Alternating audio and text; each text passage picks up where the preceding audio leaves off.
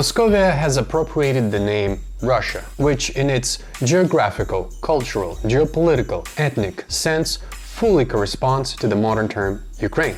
Ukrainian people became a victim of probably the biggest cultural robbery in human history. Ukraine's most prominent historian Mikhailo Grushevsky point-blank said, "We are a nation whose name was stolen." Moscovia stole the name Russia and got us all fooled. Such a bold claim would require some unwavering evidence, which is exactly what I'm going to do in this video. I will present all evidence required that would support my bold claim for you to have no doubts this is so.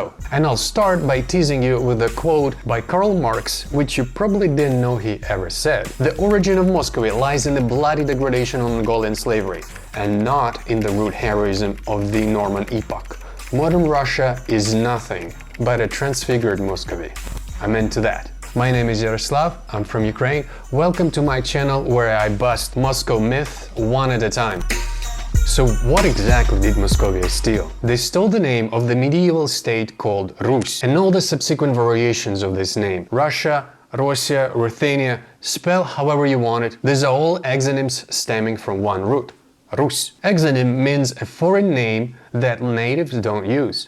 Germany, for example, is an exonym for Deutschland. And Japan is an exonym for Nihon. Russia is a Greek exonym for Rus. Russia and Ruthenia is a Latin exonym for Rus. The theft officially happened in 1721 when Peter the Great renamed the entire state of Moscovia into the Russian Empire. It was not a natural renaming that usually lasts for centuries. It was a deliberate and artificial rebranding. By the will of one person, Muscovites have become Great Russians. Tsar has become an emperor. Listen to a history professor of Yale, Tim Snyder, confirm this rebranding.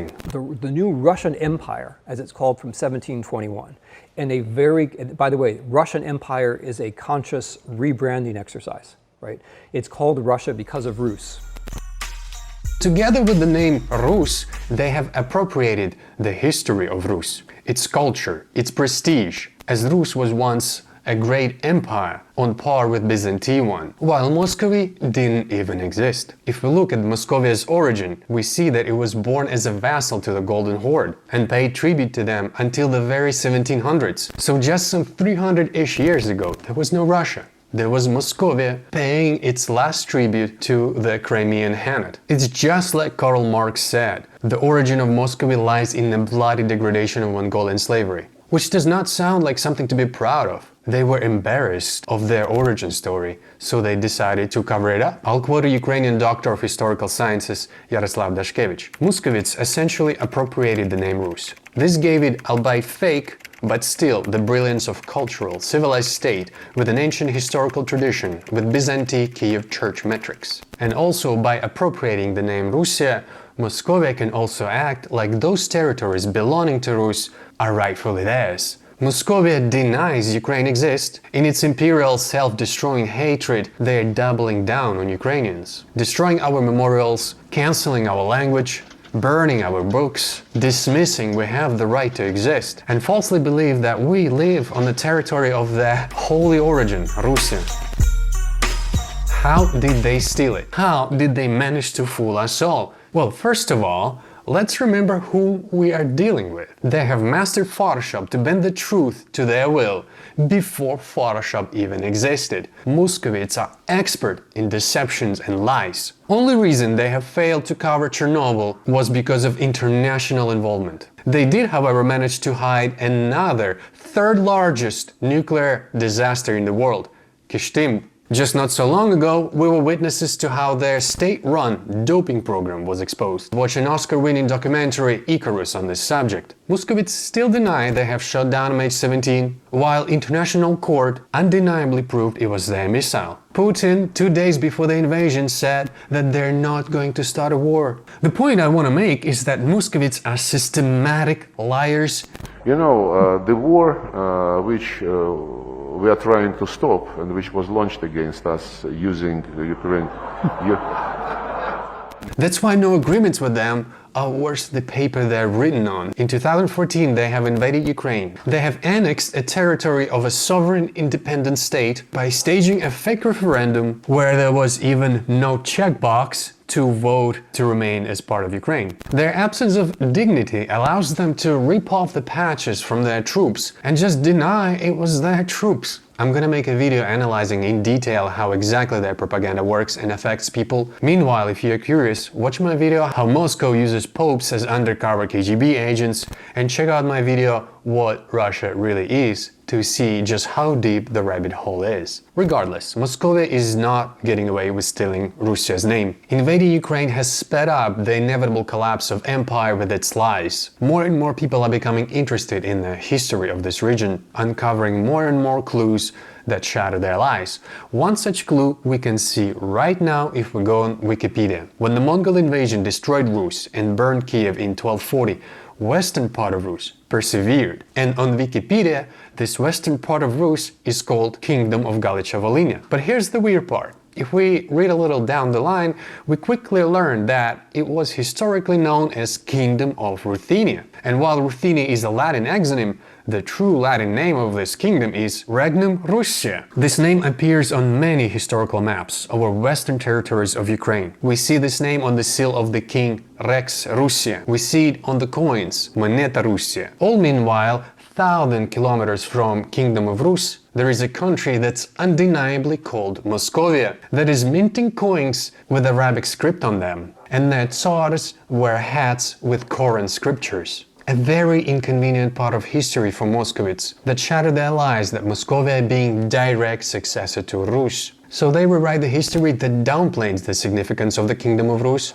In fact, they even give it a different name. Also, if you've noticed, Rus on Wikipedia is for some reason listed as Kievan Rus, also an artificial name created by Moscovites to imply that there was more than one Rus, which there wasn't. So back to my original question, just how exactly did they manage to pull it off? How did they manage to get away with stealing a name? Well, as history is written by the winners, after rebranding, Moscovites were really busy rewriting history, as so to destroy evidence that contradicts their narrative and to fabricate new one that legitimizes it. Catherine the Great, who came after Peter, did exactly that. She created a commission for compiling notes on ancient history, mainly Russian, the sole purpose of which was to attach to a newly rebranded Moscovia a pedigree derived not from Mongols, but from the Norman kings of Rus, Rurik, Helgi, Ingvar. Those kings were ruling from Kiev and are believed to be Vikings from Scandinavia. That's why Marx said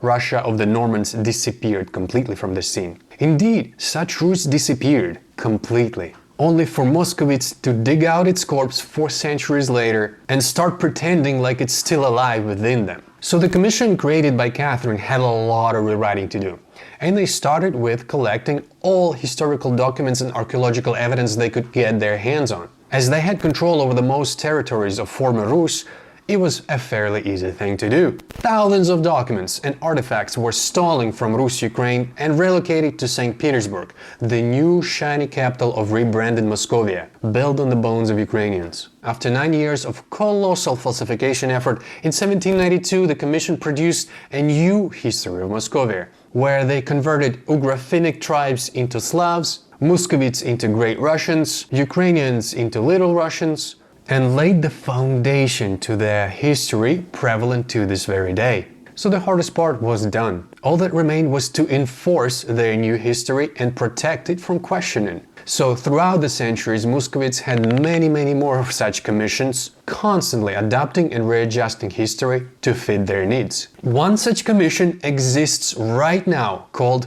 Commission for Historical Education, led by Putin's trusted helper Medinsky. But check this out, in 2012 there was another such commission, and you'll never believe what it was called. Presidential Commission of the Russian Federation to counter attempts to falsify history to the detriment of Russia's interests. Yeah, I could have not imagined a more self-exposing name. It's just like the Ministry of Truth in the novel 1984, an agency that controlled history, as those who control the present control the past, and those who control the past control the future. The wisdom of George Orwell. Don't you think it's cute that his book was banned in Soviet Union? That was their instruction manual, basically. But check this out, it gets even better. The chairman of this long-name commission is Sergei Naryshkin. who happens to be the Director of Foreign Intelligence Service. He's also the current head of Russian Historical Society, founded all the way back in 1866. So their head of intelligence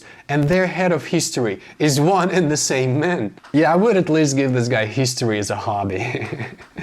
Anyway, lastly, in this segment of how they got away with stealing a name, I would like to add that 300 years ago, when it happened, it was impossible to fact-check them. You couldn't just go online and see scanned copies of evidence you had in question. Not to mention, getting access to historical artifacts from Moscow to study them was impossible either. On top of that, Moscovia was rich on resources that everybody wanted, and in a way behaves like China today. You support pro-democratic protests in Hong Kong? Bang! Your access to the markets in China are banned, NBA. I think that's why Elon Musk is such a Putin pleaser these days. He needs those cheap resources for Tesla to make bigger profits. Anyway, add to this the fact that they are professional liars, and you end up with the result we have today. Everyone is calling Muscovites as Russians. Yaroslav Pelensky from Harvard Ukrainian Studies in the 80s released his work where he states that people just believed them. Muscovy's assertions that it succeeded to Kiev by right of inheritance were accepted by a large number of historians as a matter of fact, beyond the limits of permissible inquiry and critical examination. Critical examination is exactly what I'm going to do in this video. But for now, I hope I explained clearly how exactly they got away, so I can move on to my favorite part, actual evidence. Facts exposing their lies that they couldn't destroy. Let's look at old maps predating the rebranding and see just how exactly the territory of modern-day Russia is labeled. But before we do that, for the maps to make more sense to you, I have to explain really quickly where Ukrainians come from. We are the direct descendants of Ruthenian people who lived in Rus. We are not nomadic people like Turks or Hungarians that came to new territories. Despite Moscow's colossal efforts to assimilate us, we still preserve a lot of Russian identity. Our coat of arms, the trident, is the family crest of Russian ruler Volodymyr the Great. Our flag colors, blue and yellow, are the same ones as the colors of Kingdom of Rus. Our currency is named hryvnia, the same name of a currency that was in Rus. Fun fact, ruble means a chunk of hryvnia, from the word rubati, which means to cut. So if you cut hryvnia, you get rubles. The Ukrainian classic look involving one earring, a unique haircut called oseledets, and big mustache dates all the way back to Russian ruler Sviatoslav, and Ukrainian Cossacks look just like him. Compare that to any Muscovy ruler, Ivan the Terrible for example, completely different. Ukrainian language is also the closest language that was spoken in Rus. So natural renaming has occurred. I'd imagine similar to how Romans have become Italians or how Gauls became French. Which, by the way, Greeks still call France as Gallia. And actually we also have some people identifying themselves as Ruthenians living in Ukraine, majority of them being beyond the Carpathian Mountains. So most likely the natural renaming didn't reach them in isolation. Why the renaming of Ruthenians into Ukrainians took place is unknown, but it probably has something to do with the name Ukraine itself. Nobody knows what Ukraine means exactly, but the most prominent theory is that it means inland, a sort of homeland. UNV means in. That's why on some maps that we are about to see, you will see Ukraine spelled through the V, Vkraina. The remaining part, Kraina, means country. So, literal translation from Ukrainian is in country. The word Ukraine was first mentioned in the 12th century Kiev Chronicle in the context of regional ruler dying and that Ukraine was mourning him a lot. I'd be thrilled to go more in depth about the origin of the word Ukraine, but for the purposes of this video it's enough to say that term Ukraine is an old one and used all the way back in Russia. With this knowledge at our disposal, let's check out the old maps. In the Figma file project, I have assembled dozens of old maps. All of them marked by the date they were created, by the name of the author who created them, and by the country or nation that they were produced in. Link to this project will be available in the description, so you can get yourself acquainted with those maps yourself. Working in this Figma project is really easy. To navigate left and right, you have to hold space, and to zoom in, you have to hold Ctrl and mouse scroll up and down. So instantly we land on the map, 1690, made in Amsterdam, and we see Moscovia, to where current Russia is, and then where there is Kiev, we see Ukrainia, and then where there is Lviv, the western Ukrainian city, we see Russia. So fascinating example of how the actual name Russia is on the territories where Kingdom of Rus persisted for 2 centuries after the Mongol invasion. Let's move on to the very first map, which was made in 1154.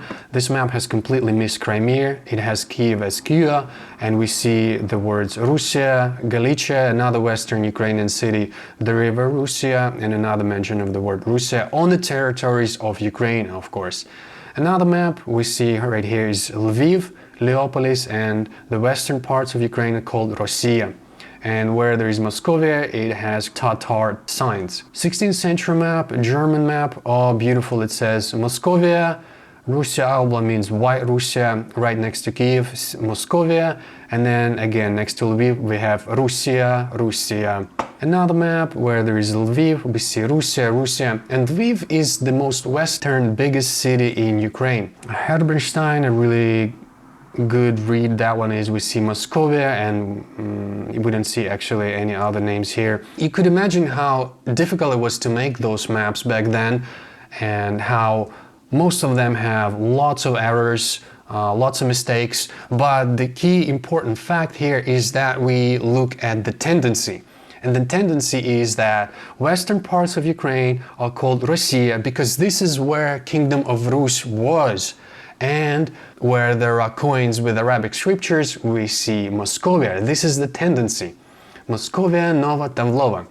1580, the first map where the name Ukraine appears next to Kiev, French map. 1595, Germanic map, and we see Moscovia. And then where there is Leopolis, we see Russia, right? And then we see Kiev. Moving on, let's see what's here. Moscovia. I guess you see the trend that I'm going for. Everywhere where there is Moscovia, there is Moscovia. Everywhere there is Ukraine or Rus, there is Rus. For example, right here is Lviv, and right there it says Russia. And there are lots of those maps. Again, Moscovia, Russia, where there is Lviv, Kiev, Chernihiv. By the way, I also marked Chernobyl for somebody who wants to find them. Chernobyl is a really old city. This is an upside down map. We also see Moscovia where there is current Russia is, and we see Russia where there is Lviv. Completely opposites. Once again, the map that is flipped, and we see where Leopolis there's Russia, and when there is Moscovia where there is actual Russia right now. Map of Europe, a very interesting map. We see the word Vkraine appearing on the western parts, Cossacks, Ukrainian Cossacks, Moscovia, the Sea of Moscovia, and the actual Siberia is called Tartaria. There's actually a conspiracy theory saying that there was this country Tartaria, which nobody knows existed. Another map, we see Ukraine, the land of the Cossacks of Zaporizhia. And then we see Moscovia being mentioned a lot of times. We see also Ukraine, the land of the Cossacks, dependent on Muscovy and stuff like that. Once again, Moscovia, and where there is Leopolis, we see Russia Rubra. Russia Rubra means Red Rus, which basically this exonym for Kingdom of Russia. Okay, this is the map I've already mentioned, and this map is interesting because it was showing to Putin. Там нет Украины. Да. Эти земли просто входили в состав Речи Посполитой, а потом попросились в состав Московского царства. And they both couldn't find Ukraine existed here, although it says it right here. Ukraine, the land of Cossacks. Muscovites are really something. They can't even find Ukraine when it's written there. By the way, Putin has confirmed that Ukraine was part of Muscovy Tsardom. Here's a unique map where it says Muscovy state in Cyrillic. I guess Muscovy wasn't bothered with making maps back then, but we actually get couple maps that say in Cyrillic, part of Muscovy state. And right here actually says in Cyrillic, Red Russia next to Lviv, and actually it has Ukraine in green and another part Russia right here. So we see Russia and Ukraine running in parallel.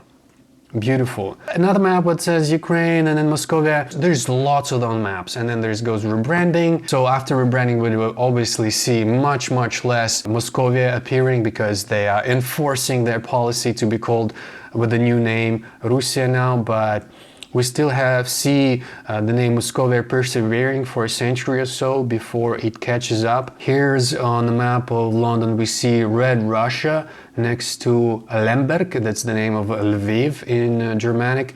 We see Kiev, we see Ukraine also appearing there, and of course we already start seeing Russian Europe appearing after the rebranding. But here's the gem, here's the cherry on top, the icing on the cake. There are two French ethnic maps, and we see on one there is Ukraine and Ruthenians, also known as Little Russians right here, and there are Moscovites, and we see lots of tribes, Muromsk, Mordovins, Medeks, Chuds. Basically the Moscovites are not even Slavs. And another beautiful map, 1868 by Casimir de la Mare, where we see Muscovites, originally Turk or Finks, and language is Slavic. And we also see Ruthenians, Slavs, living on the territories of Ukraine. But the most beautiful thing about this map is that Casimir de la Mare has text explaining this map, and the most interesting part lies right here. Between Muscovy and Poland lie the Russians, whose name the Muscovites usurped by conquering them. I have made the translation of his text from French to English down below. Another map by Casimir de la Mare where he mentions Ukraine and Ruthenians running in parallel again, which is important because this is how the renaming takes place. There is a period of time where both names apply to the same group of people, Ruthenians and Ukrainians, and we see this proved on the maps. And of course I've collected a few other maps, but they're not of greatest significance here because the further away from rebranding we get, the more and more Muscovite lies take hold. Also in this document I have a second page called Docs, where I'm collecting another relative documents to the rebranding, and we see lots of evidence from all kinds of people, all kinds of countries. Some of that is in Cyrillic, some of them is not. One important thing I would like to show you is to disprove Moscow myth that they have never called themselves Moscovia. Right here we see Moscow ruble that says in Cyrillic Moscow ruble. We see actually their ruble that says in Latin Moscovia. We see their newspaper that says right here Moscow State. So they've been calling their country Moscovia too. There's lots of evidence for that, lots of evidence for that Muscovites were not able to destroy. So anyway, I'll remind one more time to go and check out this project to explore the maps for yourself.